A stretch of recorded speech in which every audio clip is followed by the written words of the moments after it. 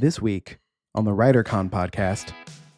Today, my answer would be to start a Substack if you haven't, and so that you own your email list, and so that you will just enjoy life as a writer in this day and age. I started one a year ago, and it's just changed my world. I love it, and I always encourage writers now to start a Substack if they can. Welcome to WriterCon, a gathering place for writers to share their knowledge about writing and the writing world.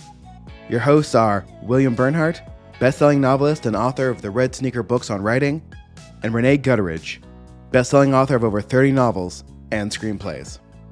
Hey there, writers. Special shout out to Oklahoma City Writers, our local writing group where I had the pleasure of speaking last weekend.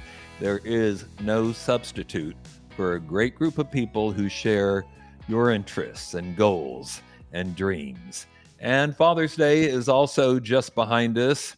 My kids and I played a bunch of board games and saw The Flash. Jesse, Nice. How do you celebrate Father's Day? Well, since I recently got my dad into sports, I might take him to like a baseball game or watch a classic. I got him into basketball recently, and which has been my love. I've loved basketball since I was since I was 14, and just like last year, I was able to get him into basketball. And so maybe I'll show him some classic games because he's always asking me questions about like what was it like to watch Shaq play or Jordan or whatever. So maybe we'll watch some classic games on because a lot of them are on YouTube. And we'll probably take him out, and we just won't tell him where because it's hard for him to make a decision. So we'll just take him to Chinese food somewhere here in town. Sounds perfect. Yeah. It does. Yeah. Rene, I'm always talking about the WriterCon small group retreat, which of course is coming up pretty soon, July 19th through 23rd in Branson. And of course, the WriterCon conference every Labor Day weekend in Oklahoma City. But you're launching a new WriterCon offering. Yes. So we are going to offer an online workshop, I guess you would say, to help those who have not come to WriterCon or have never been to a conference or just want some tips and tricks to make the best and the most out of a conference. So it's free to sign up, and we will be getting information out about that on how to sign up for this little online workshop. I think it's invaluable, and I would highly recommend it if you've never been to a conference or just want some tips, because when you go to a conference, you want to be prepared. You want to know the tips and tricks on how to do things right, how to make the most of it. And it can be overwhelming if you just show up and you don't have a plan. So we'll walk you through all that and get you ready for WriterCon or whatever conference you choose. Hopefully it's WriterCon, but it will work for any conference that you go to. Yeah. And we're thinking this is the first of a continuing series of webinars. So find out about it, sign up so you always get noticed. 2 suggestions. You can always go to the WriterCon website, which predictably is writercon.com. You can also, while there, sign up for our newsletter, which, will always keep you up to date on this sort of thing. And I had another way. Oh, of course, Facebook. You can join the WriterCon Facebook group, and then you really will know before anybody else what's going on. So check out these webinars. I think you might find them pretty useful. Okay, our interview today is with Andrew Kooman. He's a Canadian author who writes for the page, the stage, and the screen. His writing has been translated into more than 10 languages and published all around the world. His stage plays have been produced in Canada and the United States, including an off-Broadway production in, of course, New York City. His critically acclaimed play, She Has a Name, has been made into a feature film, and his most recent book, just released last month, was Popcorn Helmet. We're going to talk to him about both of those projects and much more after the news segment and a brief word from our friends at Draft to Digital.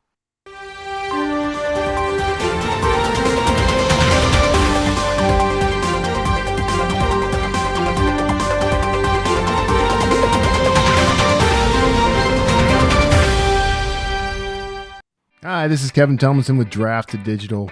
Ebooks are amazing, but there's just something about having your book in print. That's why we built D2D Print. We take care of you with free layout templates and formatting, and we can convert your ebook cover into a full wraparound print cover automatically. Come check out D2D Print and all the cool tools we've built for you. Find out more at drafttodigital.com. All right. Well, this is sort of a special edition of the news segment. Those of you who are regular listeners will remember a couple of podcasts ago when we just threw together all the stories bubbling about AI and ChatGPT and how it's going to replace writers, which it isn't, and so forth. Well, right now we seem to have the same thing going on, but we're talking about book banning, right? Which seems to be all across the country. And, as a writer and somebody who often says he grew up in the library and learned to love books in a library, that's concerning, even when you don't get into any of the politics involved. So anyway, what I've put together is some stories about book banning so we can talk about it. All right. News story number one. I wanted to start with one that you might not have seen. And here's the headline: the sales of LGBTQ fiction reach an all-time high. Yeah, you heard it right. Despite all that's going on in the world and the book banning and whatnot, the fiction has reached an all-time high. According to Circana Bookscan, we're printing that print unit sales, not online, but print sales for LGBTQ fiction grew 11% during the past year as opposed to the previous year.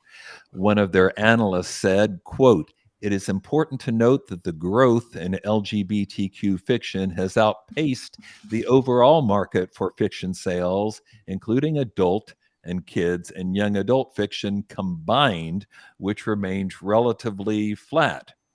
Here's something else you might not have guessed. As you can see, the growth of LGBTQ fiction and the real sales spans various genres, but the category with the most significant gains is adult romance. Sales of LGBTQ romance novels grew over 40% as compared to the previous years, 17% for the next category, which is general adult fiction, which, could mean anything.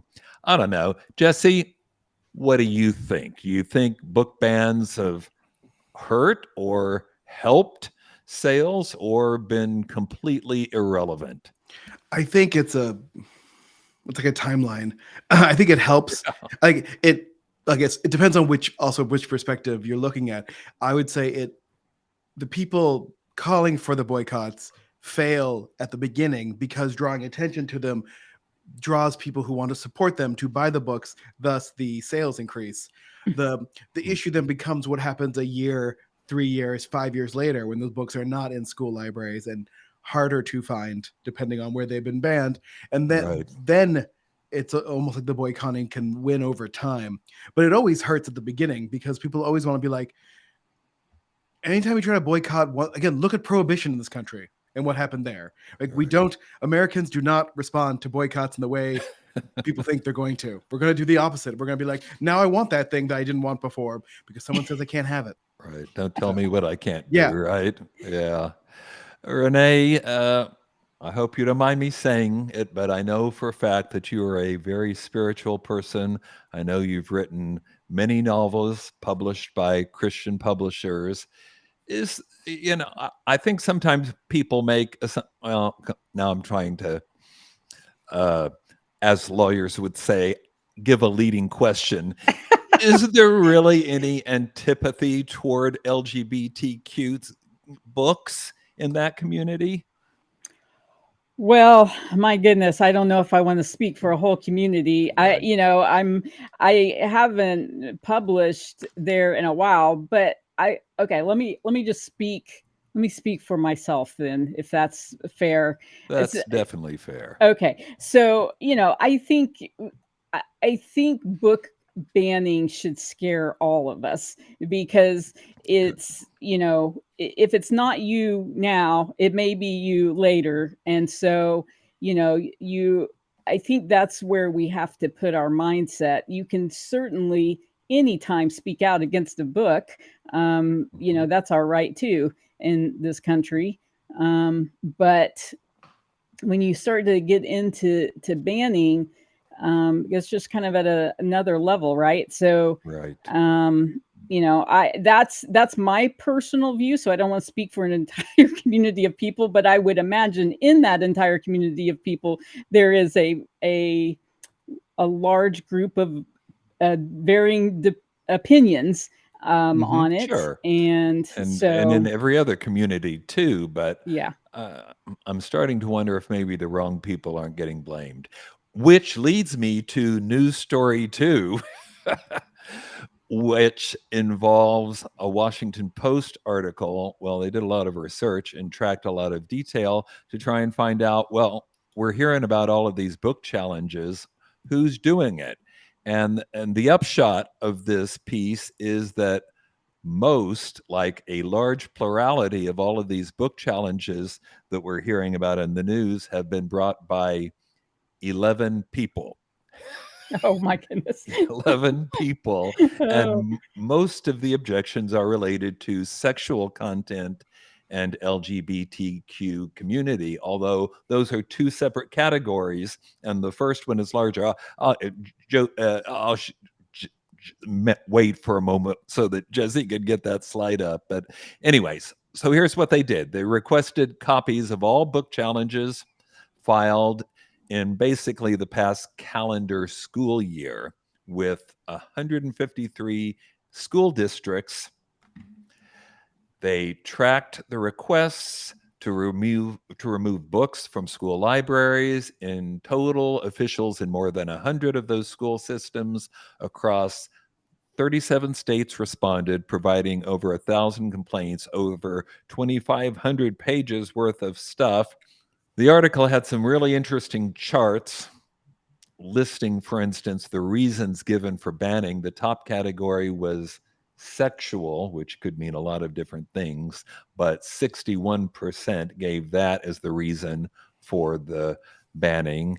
And another chart indicated that 42% of all books banned, not all requests, but all books actually banned, did contain LGBTQ content. So a small number of people were responsible for most of the book challenges, over 40%, according to the Post. Individuals who filed 10 or more complaints were responsible for 2/3 of all the challenges.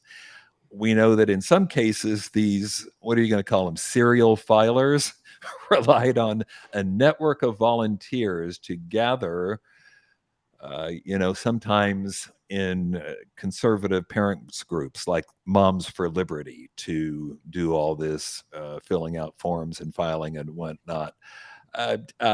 Rene, you may know more about this than I do, and you, like me, are very concerned about this trend of book banning. Is this a widespread concern, or is it just 11 radicals somewhere? I guess, these 11 parents or whoever, they're making a challenge, and they're right to do so, for sure. Energetically, yes. Very energetically, and they're working. Are you one of the 11, Rene? Come clean.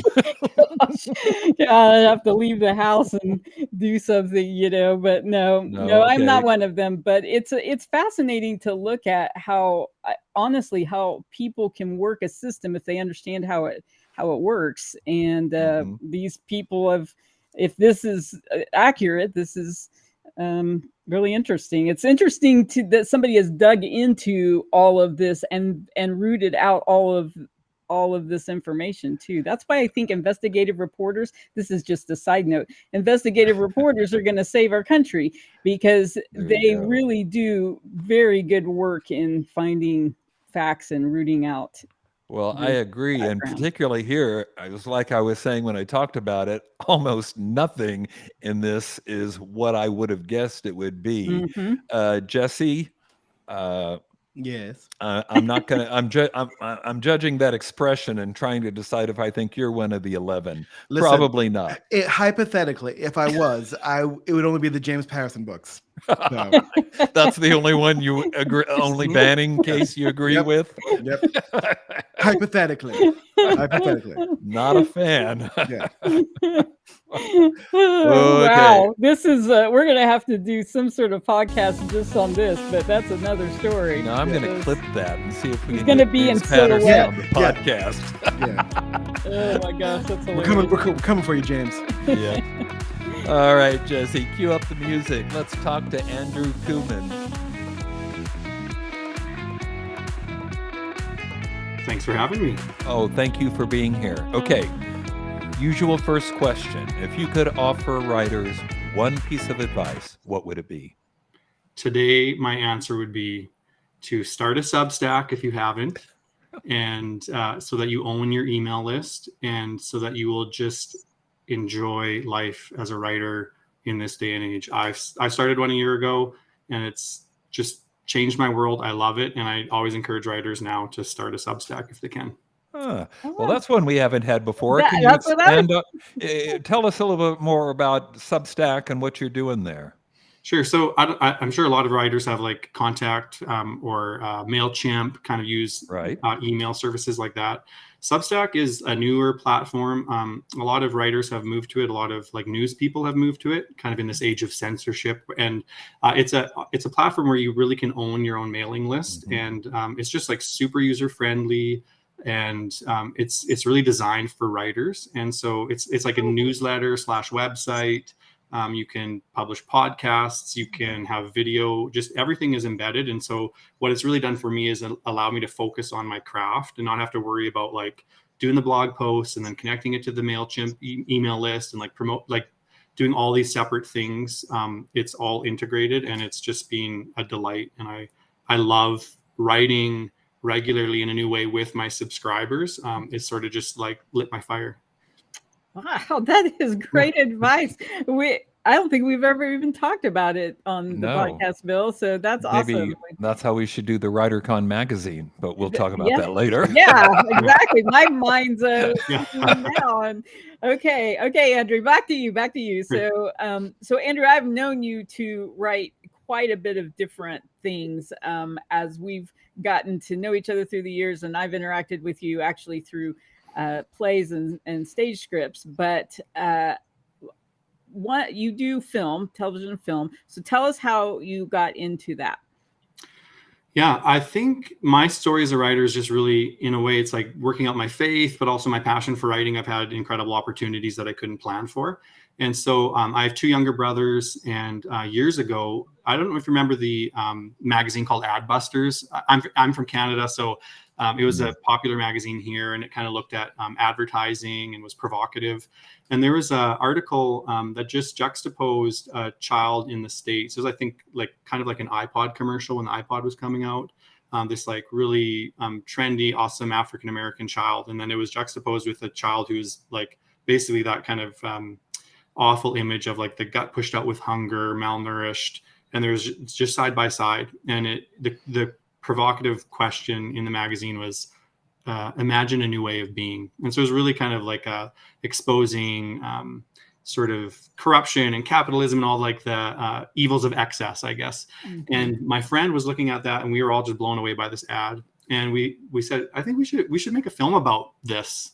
Start asking questions about like, why is there such disparity in the world, and kind of, ask that questions about, we always hear like people in countries where there's less affluence are often happier or more joyful, right? So, we were kind of young and maybe naive, and we thought like we were thinking about going to film school, and we said, why, instead of going to film school, why don't we just do a film? And so we ended up doing a documentary film, took us around the world. We asked the same questions of people in areas of extreme wealth and poverty. We traveled to Kenya, India, Thailand, Malaysia, Europe, in Canada and the US. We self-funded it. We kind of committed to work construction for 6 months and became like indentured, servants for like a number of months after we did our trip, but we got the money up front. Anyway, long story short, that was kind of my gateway into filmmaking. And kind of as we were doing that documentary, I started to find my voice as a writer as I was seeing these incredible issues of disparity, seeing poverty up close and personal. And in a new way, I found, my voice to write and to ask like penetrating questions. And that really kicked off almost probably for the last 15, 20 years. I've done some writing and activism around issues like human trafficking, slavery, gender-based injustice. And so my entry into writing kind of like in that way was kind of through the film, and that's how I entered filmmaking. And then also my writing craft started to kick off simultaneously. Oh, that's so interesting. So, okay, so we're going to talk about your movie. She has a name here in a second, but it's based on your play that you wrote. And when did you write that play? And how did it feel for it to be adapted into a film? Oh, it was such a life-changing experience. And don't hold me to the numbers because, you know, like I like remember time like based on where I was. And so like I think my dates will be accurate, but you might have to fact check me. So 2012, I think, was when I wrote that stage play. And I started writing for the stage through a beautiful workshop in Red Deer, Alberta called Scripts at Work. And it was just like at a local community college.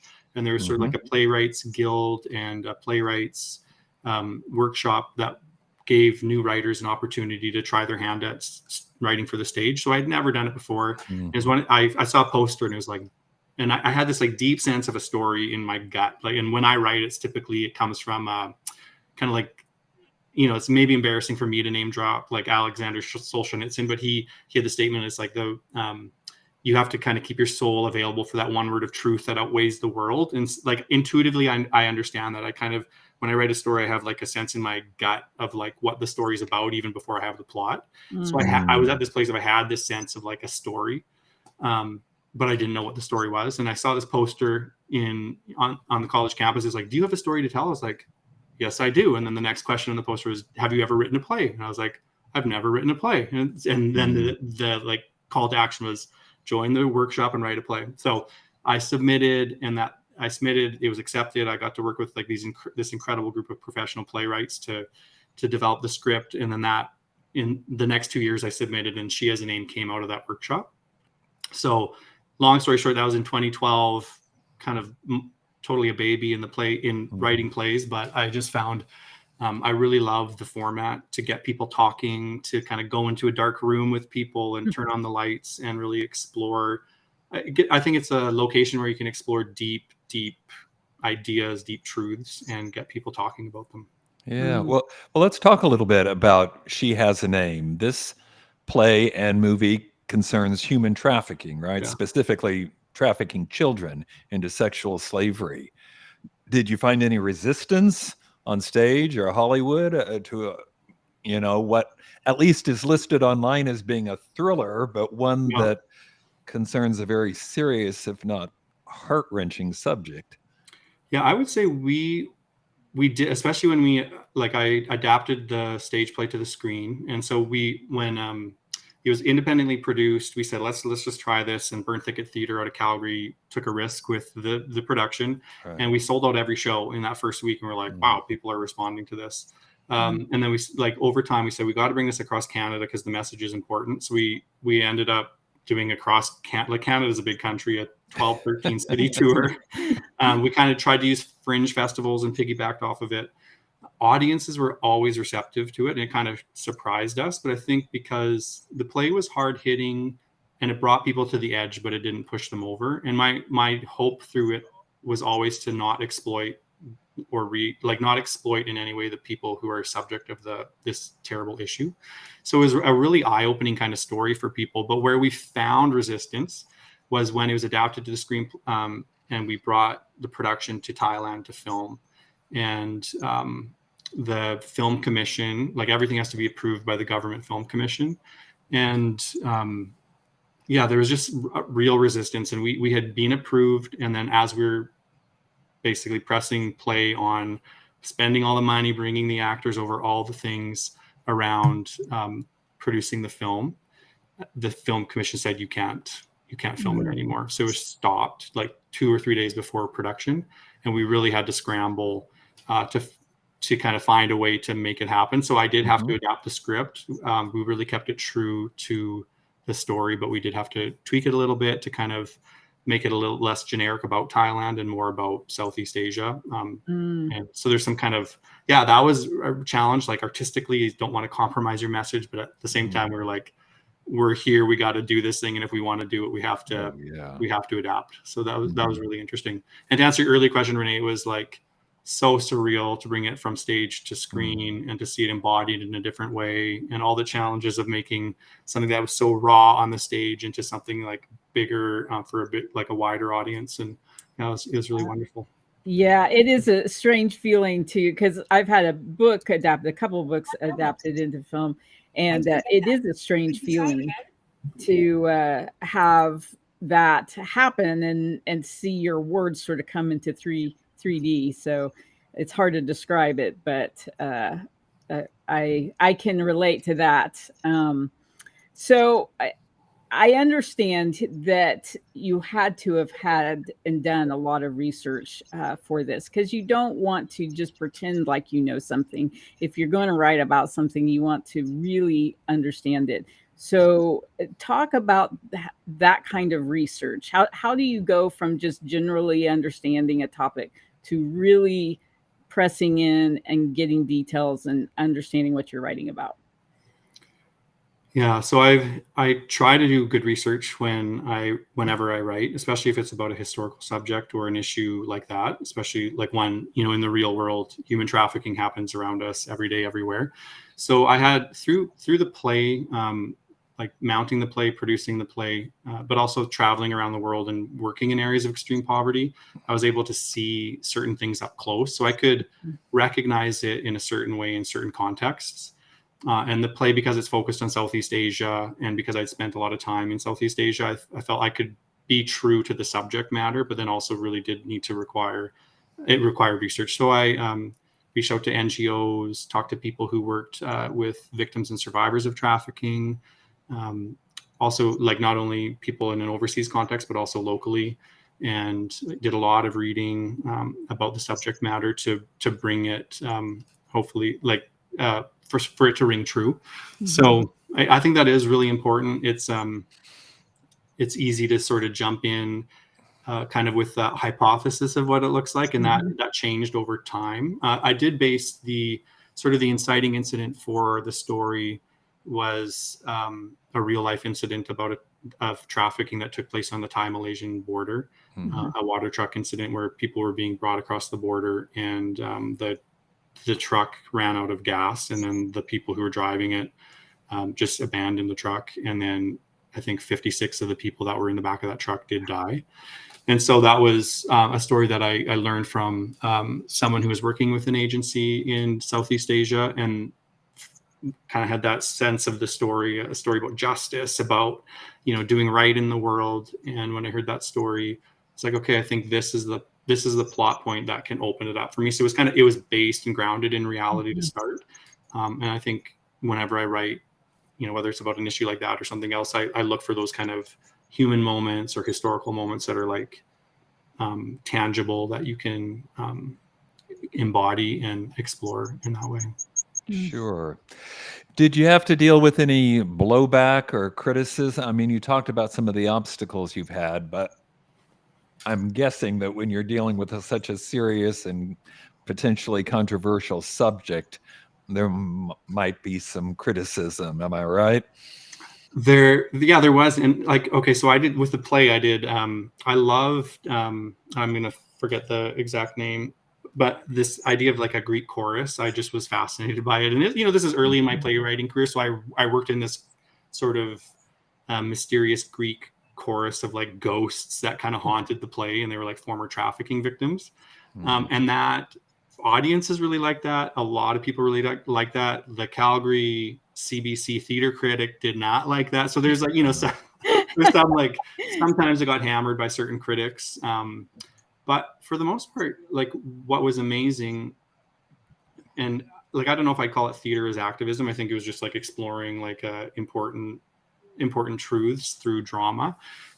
But what this play did is it brought so many different people together, like police, human trafficking agencies, survivor groups, people that would never come at the table and talk to each other, politicians, like faith-based communities, like just the general public. And so I think that was, I wish I could write like that all the time, where, just brought people together, and it was, there's something about it, but it did bring people together in a way that was interesting. And I think what I really learned through that is that story is such an effective tool to open people's hearts and capture the imaginations of people's hearts to start a conversation. Mm-hmm. You can get into like this argument of like creativity for affect, and like, I don't necessarily always want to write just to like stir emotions or about an issue, but I think there is a way to do it to like bring people together in a purposeful way to not only entertain, but then also to activate and engage people beyond that. So for whatever reason, that really worked for She Is a Name, and I'll try to do that again. Right, sure. Absolutely. Well, okay, so turning a corner to something lighter. Because what wouldn't be? Yes, right. I know. Right. But I mean, amazing that you're tackling that, and I agree that these kinds of stories can start the conversation in ways that they wouldn't normally get attention. So bravo for that. And but you also have a kids book called Popcorn Helmet, and we've already discussed that you write across the board on everything. I'm not sure there is something you don't write, but this is exciting. It's cute as can be. And so tell us about your kids book and where you got the idea. Sure. Yeah. Okay. Well, so I'm a dad. I have 2 young kids, a 6-year-old, a 3-year-old. Every night I need a book to read. And I admit sometimes it's like when I read the books, I have Oscar-worthy performances, that they do deserve awards. And some nights it's like I'm like Calvin's dad and Calvin and Hobbes having to read Hamster Huey and the Gooey Kablooey one more time. And I just want to go nuts. And so, I think I've talked to a lot of parents and they're like, I could write a kid's book, right? So there's a little bit of that going on here, not to minimize the form. Like it was just a joy to write this. And, based on what we just talking about trafficking, I tend to be drawn to like the dark, hard-hitting issues. And so it's nice to sort of mix things up with the lighter fare. And so Popcorn Helmet really is that for me. I've done some YA writing, like young adult novel stuff. And it's just a delight to kind of leave the dark world of global issues behind and explore kind of just the imaginative and light. And so this was really writing a book that I would want to write for my kids, that I would want to read for them at night, that I think other parents or people who have the honor of reading to children would enjoy reading. And so far I'm discovering that people are responding to it in that way. And the idea really came, I love popcorn. And one day we were just kind of joking, and I was like, the problem with popcorn is you gotta keep filling up, like I could just like scarf it and just keep going, right? So I thought, what is a way where I could be hands-free and eating popcorn and not have to have that barrier, that friction point of having to get back into the bag. So that's kind of where it came from. Oh my Just got a helmet. Yeah. Oh. And maybe some tubes that bring the Diet Coke down so that you can wash it down or something. Yeah. Oh, I love popcorn too so much. I mean, so much. And I'm so particular about it. And it could be a whole podcast of popcorn and what it means to us and how it changes our lives. But okay, so a lot of our listeners are writers themselves, emerging writers, or have some experience, and they usually want to know what other writers' days look like, the habits, how you get into it, how do you get out of it, what time do you write, what's your favorite drink when you write? That's a very popular question. So tell us a little bit about what your writing day looks like. Okay, so coffee. Let's just start with coffee. Absolutely. I'm just always drinking coffee. I like it strong. I like it every hour of the day, pretty much. And yeah, it's kind of different. I like to write. I have notes everywhere, sticky notes, scrap pieces of paper. I journal almost every day, like just part of my kind of spiritual formation practice. But I tend to kind of wait for an idea to be ready to go. Like I don't try to force it. And I have that sense, like for me, especially the bigger projects, like a film or like a long form content, it's sort of like it accumulates, and I've learned to know engage when I'm kind of ready to actually sit down and do it in earnest. But I do, whenever I have an idea, try to capture it and store ideas. I found, and I want to get back to this because pandemic, children, all that kind of stuff. When I'm at the busiest moments of my life is that when I typically tend to be the most flourishing as a writer, which is a total paradox I don't understand and kind of don't love. So what I try to do, especially in the busy times, I set aside a Thursday evening, and I've done this throughout my life. And I kind of put a note on the door. It's like, do not disturb me unless like someone needs to be taken to the hospital. Like that's just the rule. And then I have a space that's like, I have a door that's closed.